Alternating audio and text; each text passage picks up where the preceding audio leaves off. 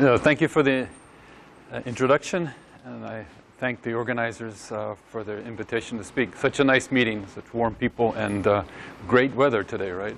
Thank you for choosing this over the beach. This is not such a technical talk. I gave this talk recently in Helsinki for a group of philosophers and logicians there. And I apologize if you were in Helsinki 2 or 3 weeks ago. The beach is much nicer here than there. I went to the beach area. Okay, but if you like, I'll get a little slightly technical about midway through the talk. I'll assume a little background in Sequin calculus. If you want still more details, we have various papers described in conferences and on my webpage. Everything's available there. And the outline, very high level. First talk about formal proofs, because there's a lot said about proof in general, informal, formal, mathematical, computer science. So let's just say a few very high-level words to set the tone. Then I'm outline an idea for how we might try to define proof, formal proof, the semantics of formal proof in a very general way, and what that definition might help us achieve in the real world. And then finally, a little bit about modern proof theory and how it can help us achieve this goal. Okay, of defining proof, evidence. So it's a little bit of an applied proof theory talk, if you will. So those 3 points. Oh, sorry. All right, so first, the role of proof in formal mathematics. Okay, so a lot can be said. I just say a few things here. So in early days, say last century, Frege, Hilbert, Church, Gödel all made use of, say, what we now call Frege or Hilbert systems to describe proof in a formal way, in such a way that we could really trust theorems in that sense. If there was one of these proofs, we could trust it. That was a theorem. We should be avoiding inconsistencies or sloppy reasoning if we use them. More modern uses of formal proof. Vladimir Vodvotsky is using Coq these days to analyze abstract proofs. If you can reduce an abstract proof by removing a lot of the abstraction out of it and get down to something that's a computation, like 2 + 2 = 4, something like that will survive any inconsistencies we find in our mathematics. He actually believes that current formulations of mathematics are inconsistent or likely inconsistent. So one way to survive the inconsistencies is to do this kind of analysis he's using in Coq. Other things that hit the newspaper a little bit more is there's all this recent work on using modern theorem provers to do 4-color theorem, formalizing that, the odd order theorem and group theory, Kepler's conjecture, and many other things, very large projects. So those are clear successes of formal methods in the area of mathematics. But of course, there's a lot of other uses of formal proof. There should be at least lots of uses of it in the digital world, right? Our modern digital world. So what does our modern digital world look like? Well, it looks like this, right? Everything is computerized. The internet, we all use for communications always. This is digitized completely. Okay? Okay, thank you. No, it's fine. It's okay. It's okay. Thanks. So the real problem, of course, is spying, being hacked or something like that on the internet. So maybe formal proof could help with the issues of security. It's probably not the full story, almost certainly not, but could be a component of that. Plus, we also have computers that interact with many other important things in our life. We now can hack into cars by using their Wi-Fi or Bluetooth. Airplanes are fly-by-wire, which means they're really operated by computers. And we have heart monitors, of course, for some operations. So what can we really trust? So this is a T-shirt, right? Quoting Bruce Schneier, saying, well, at least you can trust the math. You may not trust people in the system, a secure system, for example, but things about cryptology, you can really trust that. That's rock solid. We can do something there. If we can do more with that and less with people, we're in better shape in many cases, okay? But at least there's something we can trust, and that would be the mathematics. In software correctness, leaving security for more general systems, software, what is it that we can trust? Well, there's a huge amount of things that one may have to trust. Verification condition generators, whatever they are. type checkers and type inference engines, compilers, printers, and parsers. If your printers print the wrong thing, you might be really confused about what's been proved and what you see on your screen, right? All kinds of things need to be trusted. So I only propose a rather modest goal in this talk, and that is, can we at least trust proof? Okay? If someone says, I proved something, and here it is, can I check it? And if I can check it, can someone else check it? And how do we distribute that out? And if more and more people can check it using different technology, maybe we really come to trust it, okay? That's the kind of goal I have in mind. And in particular, we're going to worry only about checking formal proofs produced by machines, consumed by machines. Okay? I'm not going to worry, well, that's the next slide, but that's the key. It's formal proof. Machines produce them, maybe under help from humans, and then they're consumed by a proof, another computer program for checking, let's say, and that should support a decision a human might want to take. But I'm worried about machine-to-machine generation and checking of proof, formal proof. Right. So the current situation with formal proof, however, is really unfortunate in many ways. I mean, this is known in the discipline, so people are starting to take action about this. But let's just be clear. What we now know, what we have about formal proof, is the unfortunate fact that it's almost always tied to the technology that produced it. Okay?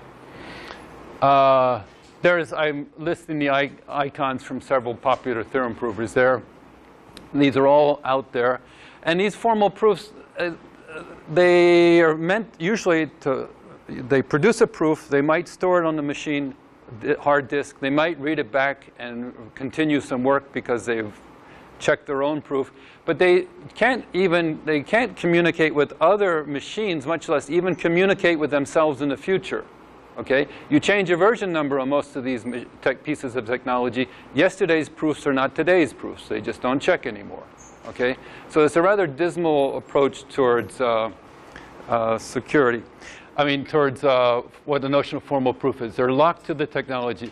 People realize that is a problem, so they're actually starting to develop bridges from, say, Isabelle Hall to some SMT prover. That's a step in the right direction, and we should keep encouraging that. But in reality, you now have two pieces of technology. Both sides of the bridge are affected by version numbers, and the bridge can break if you're not careful. So how do we address that problem? I was recently moderating a panel at a meeting in Berlin where the question was asked of practitioners building theorem provers and using theorem provers. So George Gontier, for example, was one of the panelists. And they all admitted that they don't trust their theorem provers. They really, if they've on the front end of something and they finally have proved something that's really important that might make a headline, they have to use another theorem prover to help convince themselves that it's actually proved. All right? So provers are not the sort of entity that you trust these days. They're really big and complicated. So the vision here is one of, we actually think of our process as communicating provers. Sort of feature zero of any theorem prover should be, can I put my proof evidence out so others can check it? All right? So there's a network now. There's an infrastructure where proofs are shared, checked, and understood. All right? Not tied to technology somehow, or specific technology. So I'll use the term proof certificate in a vague sense to say this thing that's on a persistent disk, okay? File system, a document that represents a proof that others can check. So, but that of course means we need to do something like provide formal definitions of what that file structure means, what it contains. The other issue is that there are many kinds of theorem provers, and there should be. There's probably even room for many more. They all produce proof evidence, proofs in a sense, in many different formats. So I list just a few here. Proof scripts are common. They're just driving instructions for a particular interactive theorem prover. There are lots of proof objects that you read about in textbooks in computational logic, resolution, tableau, etc. And there's a lot of other things that should be considered proofs are often less used as proofs, things like winning strategies or simulations or bisimulations. Okay? There's just a lot of things that could be proof evidence. All right, so now that I've outlined what formal proofs are about, how do we actually separate them from their technology, if we can? Well, let's say there's at least, we'll need a framework. Okay, so the main issue here is there's these three kinds of questions here. How can we manage so many proof languages? I mentioned a few in the previous slide. There's natural deduction, sequin, resolution. Okay, there's intuitionistic, classical logics. Okay. Another one is how will we need just as many proof checkers? So if every prover outputs an object, an artifact, and then that prover has associated with a checker, does that really improve the situation anywhere? All right. And in what sense does any of this improve trust? All right. So if we have to have many proof checkers, and checkers are hard to write, hard to understand, maybe we're not actually improving the situation any. So this is something, these issues are something computer scientists have run into frequently.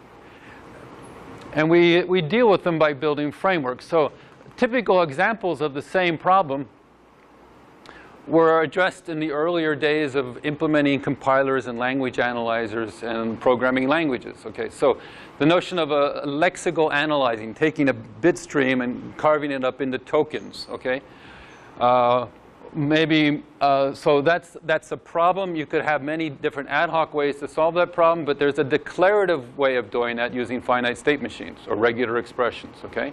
This is the thing you'd go, when you need to analyze strings, you go to grep inside Unix because, well, it's regular languages and we know the semantics of that. Maybe more to the point is the syntax of languages. In the beginning, if you wrote a program in C,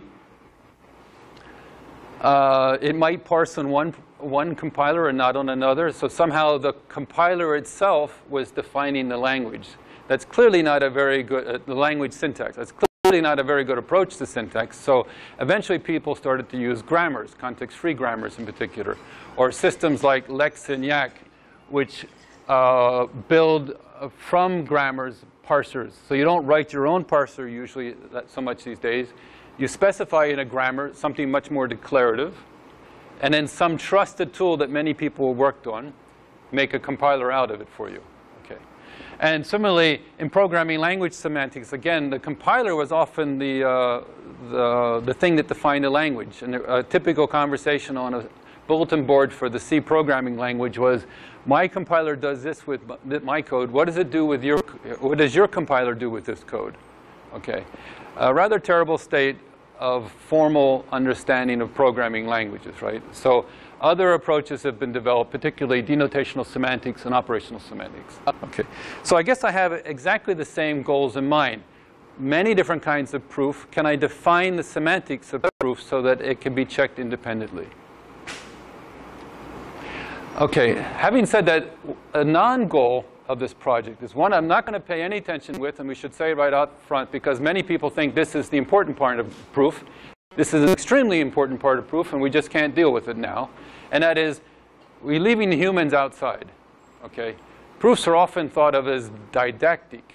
What can I learn from this proof? Okay, that's not a goal of what I'll talk about right now.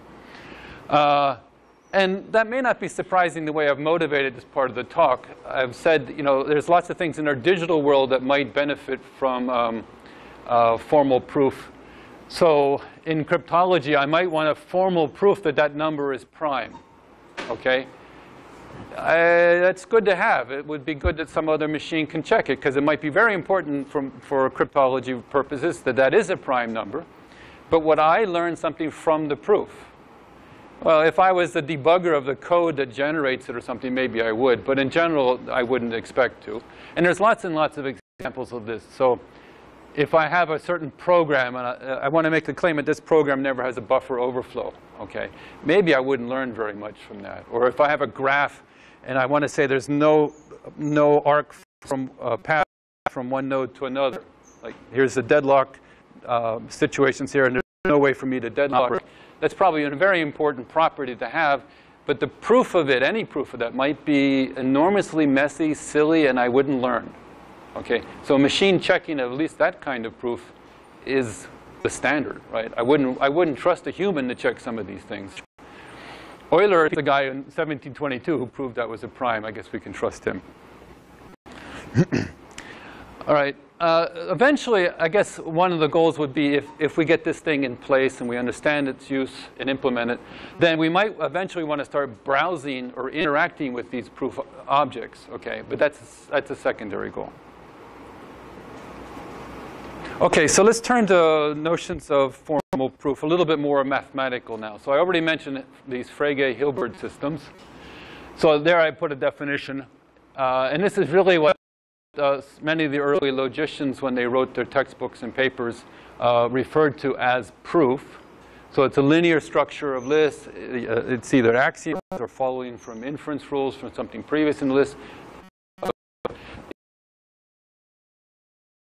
This is a really simple structure, and it's there to offer trust.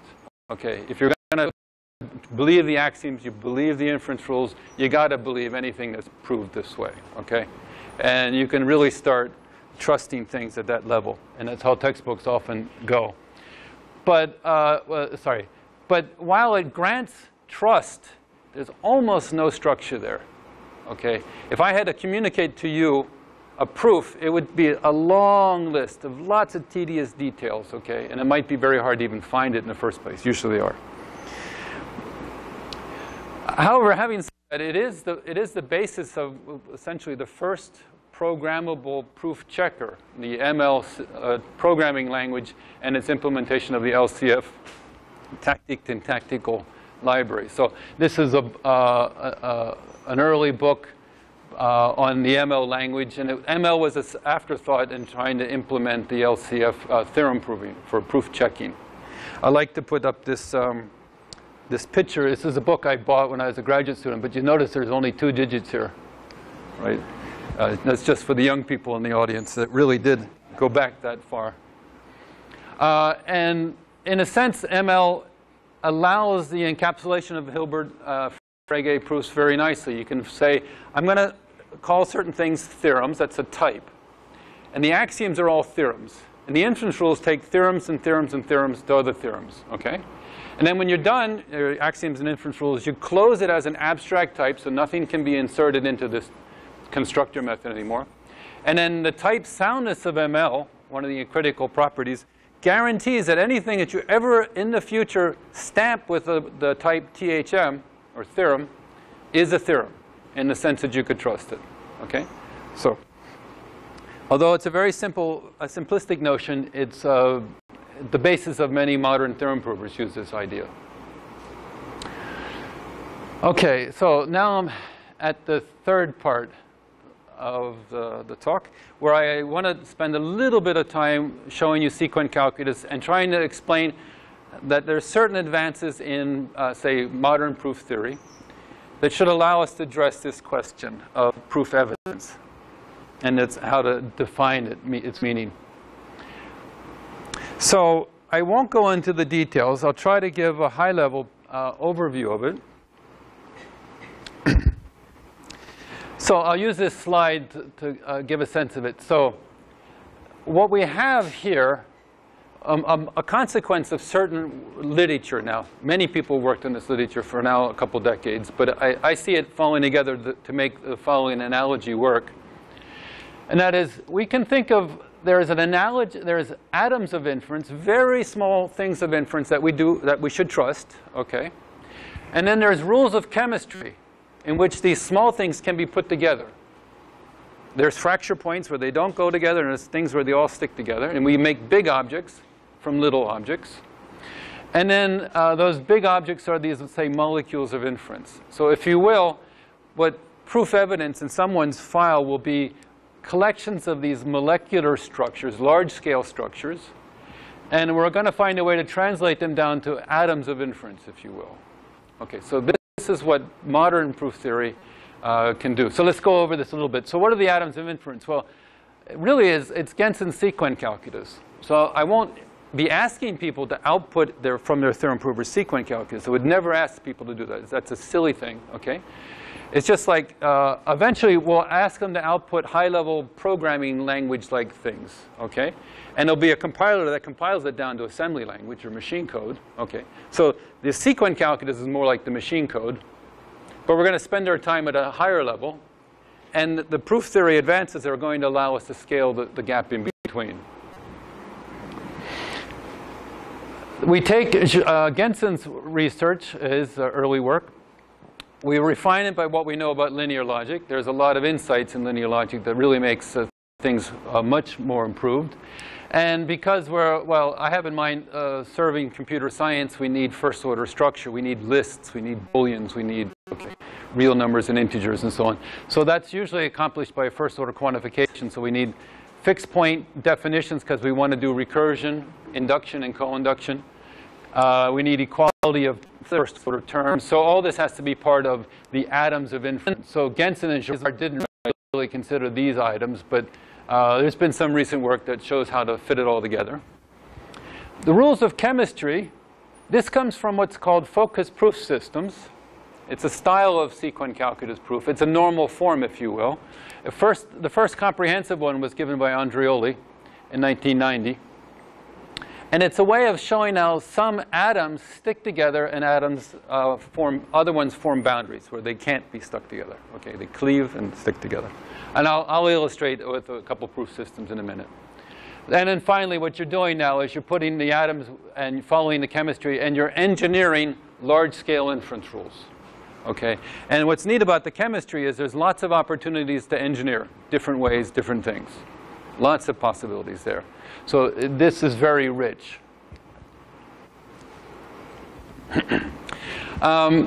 If you believe what I just outlined, we can actually handle that. Then let's go over what could we imagine achieving? Well, we should be able to have simple proof checkers, and these can be implemented. Why should they be simple? Well, first of all, the atoms of inference is a small closed set. Okay, it's like Genson's LK and LJ mixed together with a little bit of insight from linear logic. It's a small thing. Okay, the rules of chemistry are also small. It's rather flexible, but you turn a dial. There's a few dials you can turn, but there's only a few dials. Okay, so it's easy enough to implement all that in one compact object.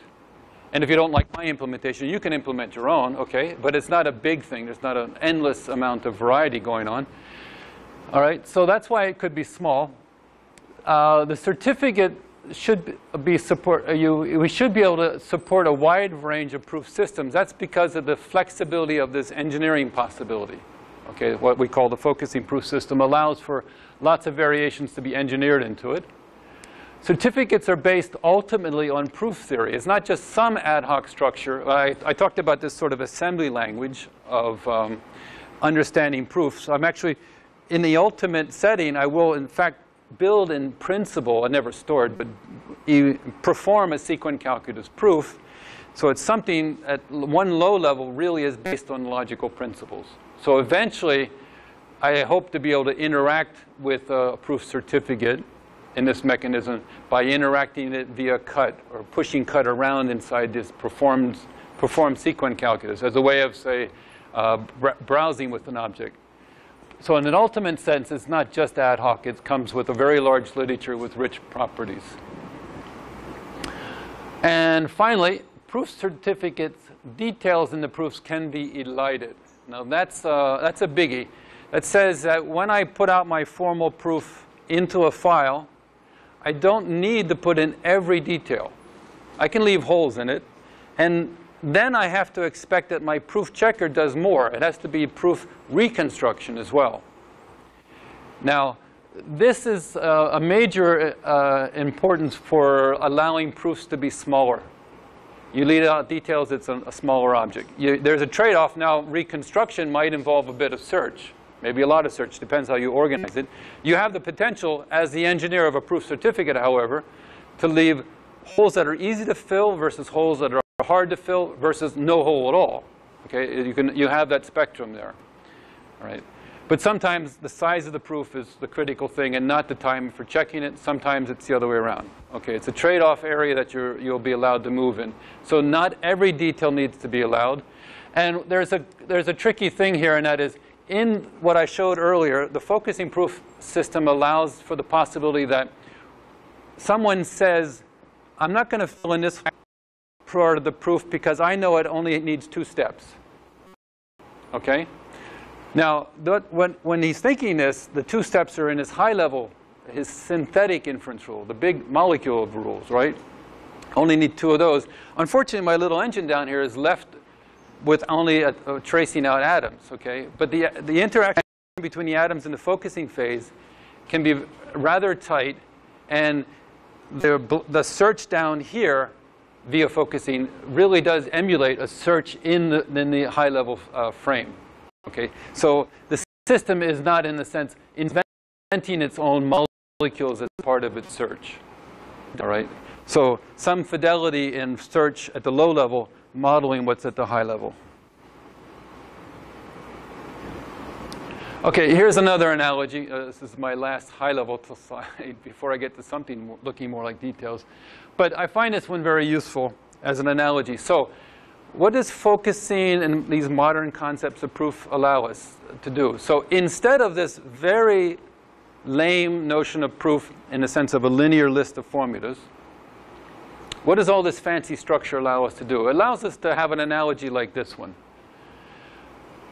We call it the clerks and experts, an office workflow analogy. So imagine that you have a tax office, and someone brings a pile of tax receipts, contracts, and so on. And I'm in charge of stamping it all and saying, this is a legal transaction, or this company operated within the tax code for the last year, okay?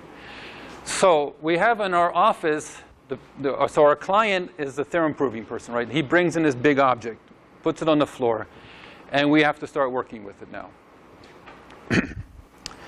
So in this office, we have 2 groups of people, the experts and the clerks. So the experts know tax law, and they reach into this data, and they try to pull out important transactions and so on, and start structuring them, and then giving them to clerks. Okay, the clerks will then do routine calculations. They also do another important task of filing. You get some documentation, you do a calculation, you file it away, and how you file it is very important because the expert needs to say, now today I'm going to go back to the transactions that happened 2 months ago, work on them again. Okay, so and then try to do bring in some information from this. Okay. So I have one group of people, the clerks, who do nothing but search, compute, index, and store data. And I have another one that use their expertise, and they interact with this pile on the floor, if you will. They really dig in. They know what to do. So there's these, the experts decide what transactions to dig into, and they release their findings for storage and later reconsideration, okay, because they're all part of a big picture. Whereas the clerks do this indexing and storing, as I mentioned. So what this focus proof system does, it allows an alternation of sort of 2 phases. So it's just Sequin calculus.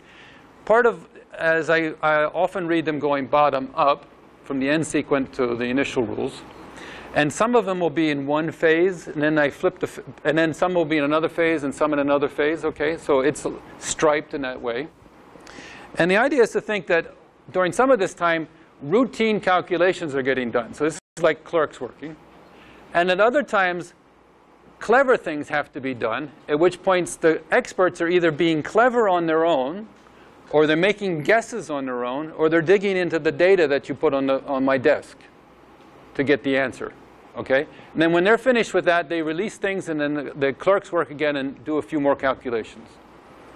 So we have this analogy to work with. And now, unfortunately, the literature of focusing proofs makes use of lots of terminology. It all means the same or nearly the same. I'll use the word positive phase for experts, negative phase for clerks. And if you know other meanings for negative and positive in proof theory, you can forget them, okay? It doesn't mean those, it means something else. All right. That's a bit unfortunate. And in a sense, when I talk about, I want to define a format for proof certificates It's really describing the workflow. What does the expert pull out? What does the clerk compute? How does the clerk store so that the expert can later retrieve? Okay, that's the definition. That'll amount to the definition.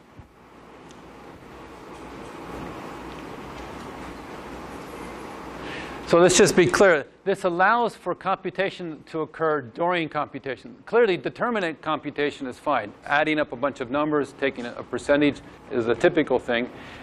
Anything like a functional computation would be allowed. But we're clearly also going to allow for non-deterministic computation. Okay? An expert may not be so expert.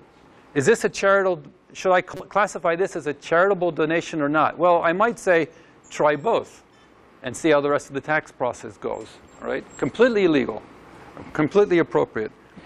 And so we'll certainly allow non-deterministic or guessing to happen, because in the end, you're not done until it gets through the whole process. So there might be many branches to get through this process of certifying this as, say, a proof. All right, so, and one reason to allow non-determinism is because it's an extremely important way of compressing proofs. Or compressing anything. I mean, just think of the difference between finite state machines, the deterministic and non-deterministic version of these. Okay, so a little bit of Sequin calculus. Now I'm going to work only with classical logic, in this case only propositional classical logic. I'm going to read sequence bottom up very often. It's like a proof search. And I won't even have cut in here, though cut is a very important thing to have in a proof certificate format. Just for what I want to say in the next couple slides, I don't need it. So I'm going to engineer a couple proof systems. This one is called LK neg. Okay, so LK for Gensen, it's a classical approach. This was one-sided. However, neg because negative means clerks, so I'm emphasizing computation or the clerks working. Now remember, when a clerk works, they're not listening to anything on the outside. Okay, they're just making computations, not listening to anything interesting, right? They're just working until they're finished, okay? So in this setting, what happens? You want to prove a formula B. So I'm going to put it into a special sequence. I initialize something with two zones. Here's one and here's another. This one on the left starts out empty. And these zones are, the delta here is a multiset of literals. And what's on the other side is just a list of formulas, as it turns out. So what do? So I'm just applying introduction rules here, the standard ones, which are the invertible rules of Gensen's LK system for those connectives. Okay? So particularly interesting is when if I get to an OR, I just replace it with a comma. Okay? When I get to an AND, I copy everything, and I just keep, I have to pursue both branches. So that should be completely familiar. The initial rule is when I have complementary literals, I can finish. And this is the only other rule. When I get to a literal as the front, so I'm always working on the front of my list. Gamma is a list. And when the front no longer has a logical connective, I just store it. The clerk will store it away for later consideration into the zone for literals in this case. Okay? So it should be pretty clear. It's sound and it's complete for classical logic. It's a decision procedure. It's conjunctive normal form written as a proof system. Okay? Very easy thing to see. All right? And in a sense, if I did a proof like this, I could communicate it to you rather easily. I would just say, let's agree to use this proof system, LKF. Here's your formula. Go.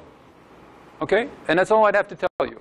Because you, as a competent clerk, would be able to copy, make commas, and keep copying. And when you're finished, you would check all the premises to see that what you have here. Of course, this is very expensive. It's exponential time to do all exponential many premises, right, to check. But for me to communicate it to you, constant space.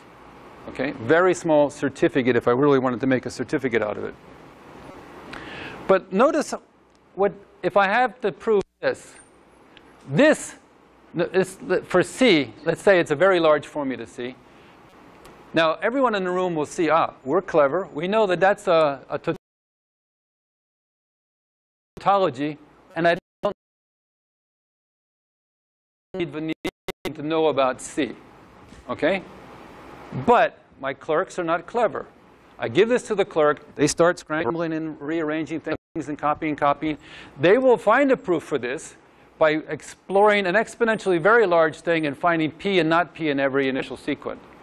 So they'll finish. It's OK, right? But where's the cleverness in all this? How can I do that? Well, I guess I need experts, right? I need this other phase. So let's shift and look at another system, LK pause, because now I'm emphasizing positive aspects, which really means in this case, I now have a very different sequence system. But the key rule might be this one here. When I get to an OR, I pick either the left or the right. OK?